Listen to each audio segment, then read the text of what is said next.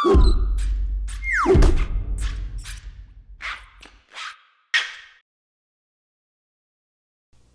everyone, welcome to a good e-reader comparison video. My name is Michael. This is Peter. We have here the Barnes & Noble Nook Glowlight and the Barnes & Noble Nook Glowlight 3. Yes. So you can see that both of these e-readers are quite different from each other. Yes, very different. The original Nook Glowlight capacitive page turn, like capacitive base like home button, and a flush screen and bezel because it's waterproof, and so it needed to sort of like have a bit of a different design because like IP67, I think. They have certain criteria you need to match. Right, and the new Nook Glowlight looks very much akin to the old Simple Touch with Glowlight, as you see here.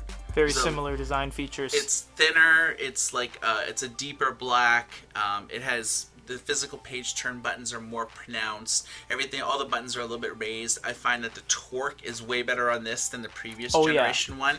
And if compared versus this doesn't have physical page turn keys. So Barnes & Noble's kind of gone back a step and embrace a feature that a lot of people like. They liked being able to interact with the screen with their fingers, pinch and zoom, click, click, click, and then you also use like the page turn buttons for right and left-handed people.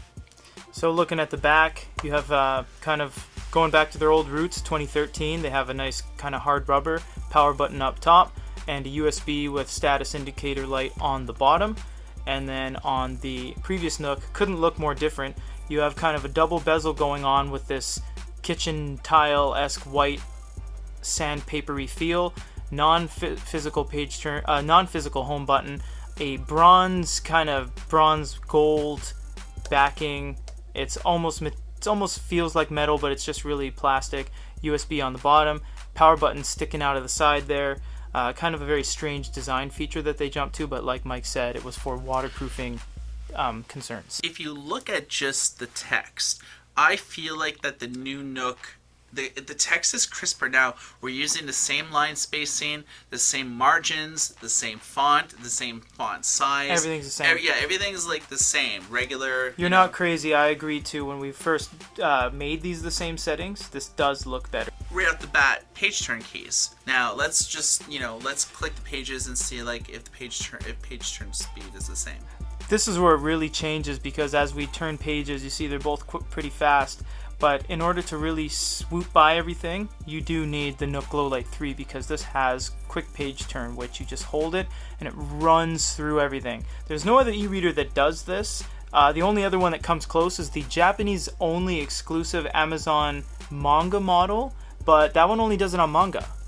So if you double tap it, you'll actually go to like the next chapter, right? And that which doesn't is cool. That doesn't hold true to this. You don't have to like go to like the table of contents and everything, which is what you had to do with like this model. If you wanted to go to different chapters, you had to pull up the table of contents in the settings menu and go there. With this, it's just like click, click, click, click, click, click. That's right.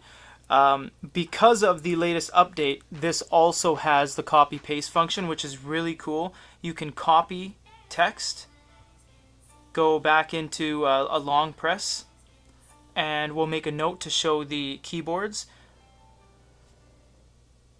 Now you can see that this is quicker. Yeah, they're both not the quickest units out there, so we'll make a note. But you can actually paste any amount of text that you have copied right onto there, and that's really cool because again, out of an open Android e-reader, no other e-reader does that either. Full copy paste capability. A feature that people are kind of gonna dig is the bold model, like the bold function in text.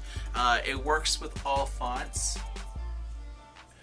You can't go with like the original font, like the publisher default. So say you have to switch to like Georgia or something like that, and then you have thin, regular, and thicker. So if you go to thicker, it bolds. It's more of a font weight, but it effectively does bold basically any font you click on. So this is a digital magazine that was purchased from the Barnes & Noble bookstore a while ago. It's from 2012, which is when we actually purchased this. Yeah. But, in terms of the magazines, they haven't really changed. It's image-based, but then you go to e-reader text. Article mode, yeah. So we're going to try some pinch and zooms. Both of these are not the fastest unit, so it's not exactly always sure that you're going to do it or not. So this one thought I just single tapped it. Once you do get into a pinch and zoom, there you go. We'll show it on, I guess, this one. You can navigate around. There's no mini map or anything like that. It's not the greatest experience, but you can do it if you had to. Say hello to Daniel Craig's very zoomed in face right there.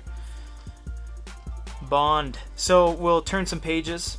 Once again, on the previous generation Nook, you'll have to go page by page. On the Nook Glowlight 3, you can double tap and go to article by article and skip over everything. And if you're in a newspaper, it'll go section by section, and it's such a good feature to have that again, no other e-reader has this whole chapter jump kind of feature. And as well, if you press and hold, you just fly through the entire thing, much like on a newspaper, PDF, an ebook, or anything. Both at full. Look how dim this is. And this is because this is only running 5 LEDs.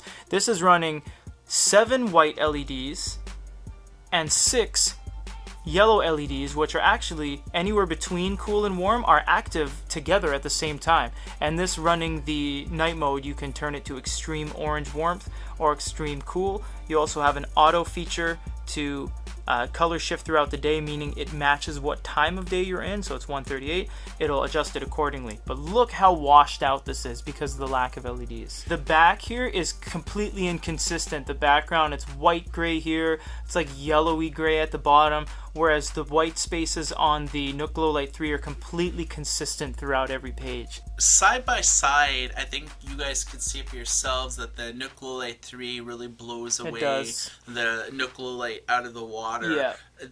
No pun intended, because this is waterproof. But I feel like Barnes & Noble did their due diligence and kind of realized that not a lot of people were using like this with water. Right. For the main thing is when an e-reader gets wet, the screen becomes unresponsive. So despite the fact that it's waterproof, you can't really flip pages and use the e-reader functionality if it's submerged in water. If you want to invest in a Barnes & Noble Nook e-reader, if you have this or if you have the old Simple Touch, you know, it's worth it to upgrade to this model. It's like $119. Yeah. You can play with it in all of Barnes & Noble's 600 bookstores all across the U.S. So you try before you buy.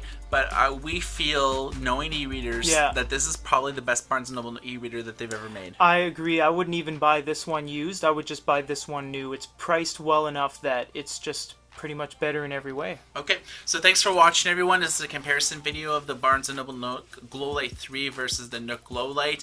For more reviews, previews, interviews, and industry-wide coverage, keep your browsers locked to youtube.com/GoodEreader. And for Good Reader, my name is Michael. This is Peter. Everybody take care.